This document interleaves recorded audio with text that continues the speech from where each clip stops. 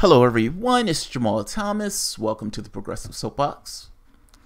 So guys, it is 3:01 p.m. on a Thursday. Hope everyone is doing okay. I've done multiple shows today. I've been Mr. Busy.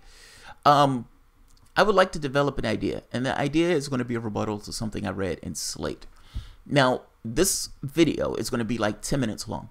Or at the very least, I'm going to say 10 minutes from the point in which I start talking and saying go.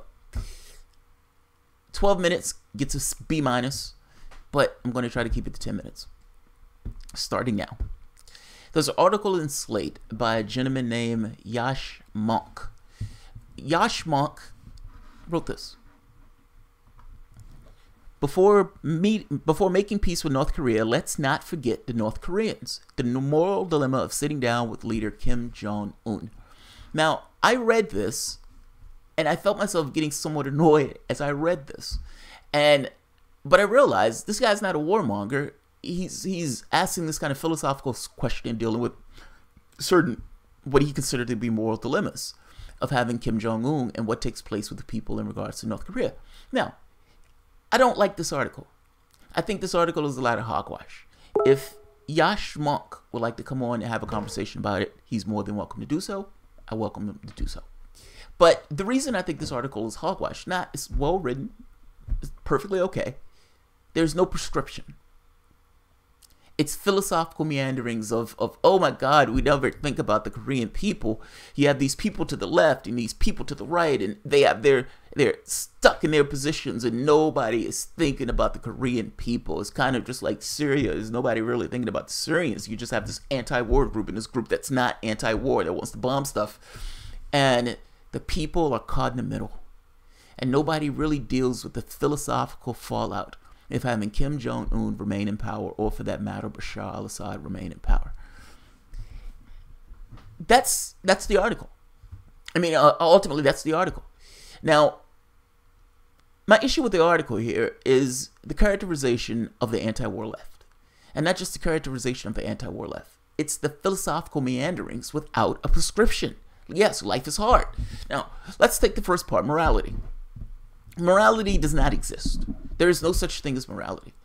Ultimately, just like I say there's no such thing as state, there's no such thing as a country, there's no such thing as laws or the government or any of that stuff. Those things are mental constructs. If every human being left this planet in a blink of an eye, those things will go right along with it. It doesn't exist. In fact, human beings may call that thing morality, that says they don't like a particular thing and they're repulsed by a particular thing, and because it's repulsive, they call it immoral and everything else. Fair enough. That's a human thing, though. That's not a thing that actually is. It's like art. It's like, you know what I mean? Or music, in a sense. It's purely related to us. It, in and of itself, doesn't exist without us being there, or consciousness being there to kind of engage in it. Beyond that point, what people call morality changes from generation to generation, and even from human being to human being. At one point, it's perfectly cool to have slaves. Subjugation of another human being is perfectly okay, and the society itself is not immoral at all. And the people who engage in it were just business people. They were capitalists. Murdering all the Indians, capitalists. They're perfectly okay people. You can run for office and everything else. You're perfectly fine with doing those things.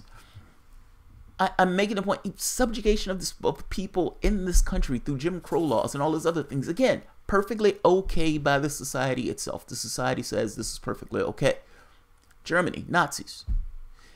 I'm just making this point to you that what's considered morality changes from generation to generation. It is magnificently subjective. And because it's magnificently subjective, it is difficult to make any arguments based on the grounds of morality.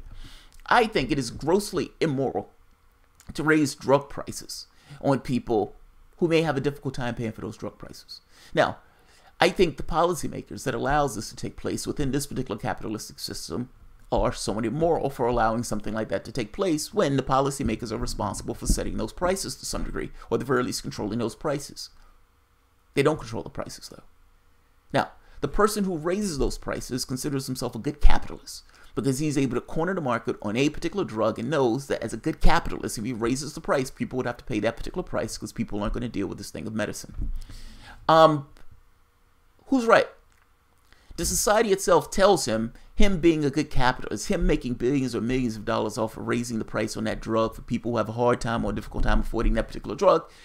Everything tells him, society and the feedback mechanism, that he is a good capitalist, he is doing perfectly fine, and there is no issue associated with doing it, despite the social consequences that are negative to the people involved in the process. I think he's grossly immoral. I think George Bush killing 1 million people in that country was grossly immoral. I think Obama doing those drone strikes were grossly immoral. Not just immoral, illegal. Even what Donald Trump is doing. The society disagrees with me. They think Obama sings very well. And because of that, they give him a blind eye to the drone deaths. They don't necessarily care that he wasn't there to help them out for their homes, while at the same token helping out the bankers and bailing them out. Nobody cares about that stuff. He croons and sings and he's black and that's all that matters, and we're going to stick with our guy. Who's right? Who's right? It's subjective as all can be. And like I said, even from generation to generation, it is grossly subjective. Arguing the morality thing outside the lines of something that's at one end or the other, like a Hitler or something, becomes shades of gray. This guy thinks is okay, this other guy thinks is immoral. Who's right? The grounds that you argue this stuff over is not necessarily over morality, it's over cause and effect. What is the effect you want to see in the world? If no human being exists and you still had asteroids bumping into each other, asteroid A hits asteroid B and there's an effect on the asteroid B sending it in a particular direction, that still exists. When I look at the things, that's the first point with the morality argument. The morality argument, it doesn't play well because it changes. It's not this fixed thing. The world is not in this fixed place where you have a clear definition of morality. Morality is subjective as can be. And I would make the argument it doesn't really exist. Or at the very least, you could say only exists to us. Beyond that point, the argument itself about the left. This is nonsense. This is, and I don't mean that in a bad way. I just mean that from the standpoint of either this is a massive misunderstanding of what motivates the left, or it's a great misrepresentation. Allow me for the moment to speak for the left on this. And yes, I know that's somewhat of an arrogant position to take, but fuck it, I'm going to do it anyway. It's my channel. What powers the right, I don't particularly care about. I care about it from the standpoint of trying to understand what motivates people and why people are in a particular political thing. But there's certain people who are hacks and neocons, and those people I would never be able to reach, so I don't try to. There's another group, meaning the left itself, and that group wants peace. Now, the reason why those people want peace is because they don't want the killing and the bloodshed. Our actions in the world have not been positive. Whether you've been paying attention or not, us going into countries has caused massive amounts of misery. Do you think the country was better under Gaddafi? With your philosophical musings, this thing of, oh God, these people have to live under Gaddafi. What are those people living under now? They're selling slaves. Your philosophical musings amount to nothing. There is no prescription here. And not just no prescription here, you're putting the left in the same box as you're putting the right, as if these guys don't necessarily care about. What motivates the left? As a newsflash, it's the suffering of the people involved in the process. Sometimes it motivates them too much in that sense, meaning overly empathetic, where they kind of miss the forest for the trees in regards to how you get things accomplished from the standpoint of cause and effect, because they're so focused on morality. But what motivates the left is not just we're against war, so we're taking this position. It's we're against war because we understand that war kills people and that there's a consequence for smashing a country to bits. Were you around for Iraq? Were you around for Libya? Have you been around for the drone deaths? Understand that living under Kim Jong-un is not the best thing in the world. It's not the bee's knees. Do you believe it's the bee's knees now? What do you think it would be if we smashed that country to bits? What has it been under Libya? What has it been under Syria? And in your philosophical musings about Syria, you completely missed the point that we were putting in soldiers and troops and resources in order to prolong that war, because Obama and the American policy didn't necessarily want Bashar al-Assad to stay in that seat, but at the same token, didn't necessarily want to be more overt in that war other than paying terrorists to try to take down the government. You missed that in your philosophical musings. There are no easy answers. What is an easy answer is smashing it to bits. seems to be empirically bad as it has negative consequences in that region of the world. Leaving it to his own devices, yes, I have qualms about it, but seeing as I know that smashing it to bits has been the worst option in Iraq and Libya and the drone strikes in Syria, I tend to leave it to his own devices. It's not that I don't care about the people in North Korea or don't care about the people in Syria. It's that I do care about those people. That is the thing that motivates the left. That is the thing that you fundamentally misunderstand when you're doing this piece with these philosophical musings about the right and the left just hardening themselves in their positions, not caring about them. We do care. The motivations are different. They're in this for this kind of political thing, being completely unempathetic about the consequences that takes place on the ground and going from one horror to the next, missing the fact that they've just created a horror in another country. Whether you're misunderstanding the disposition of the left or you're misrepresenting the disposition of the left, I don't fully care. What I care here is that you are misrepresenting it, or at the very least, it's getting across an impression that is fundamentally untrue and fundamentally misunderstands why people on the left push for anti-war. Your piece is well written, but ultimately the thesis of this is somewhat ridiculous. One side of this does care. The reason that one side gets up in the morning and bitches and complains and moans and pushes for the anti-war thing in Syria is because one side actually does care.